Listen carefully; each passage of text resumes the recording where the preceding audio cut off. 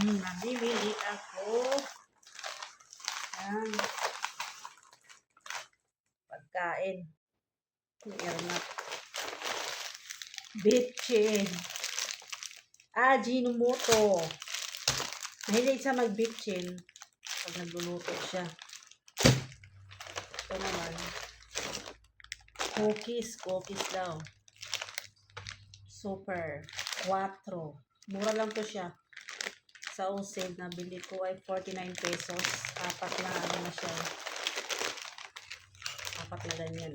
1, 2, 3, 4. Iba-ibang flavor. Paborito ni Mother. Skyflix. Pag nagutom daw siya, dukot na siya ng dukot dito. Minsan walang ulam. Kaya yun, Skyflix siya. Ito naman, Watataps. Pag nagutom, kung sakali mang wala kaming ulam, kasi minsan wala talaga kaming ulam. Dito ko lang ulit siya dito. Para iwas gutom. Watataps, Skyflix, Cookies 4. Ayan. Ang isa pa. Doughy. Donut. Busog na naman si Mother. Dami na yan kakainin. Oh, smile. Abot ng tenga ang ngiti.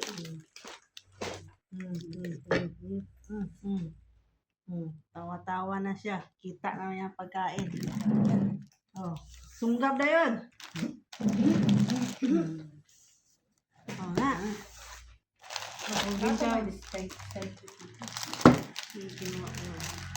Pag uwi mo sa probinsya, wala ka nang kakainin. Kaya habang ito ka sa Manila, kainin mo na ang gusto mo.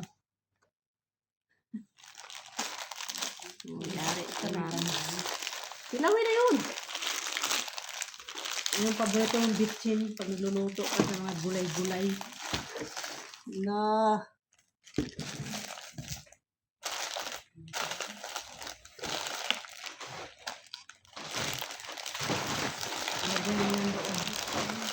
Kailangan maubos muna yung nandun na binubuksan na bago bukas ng bago.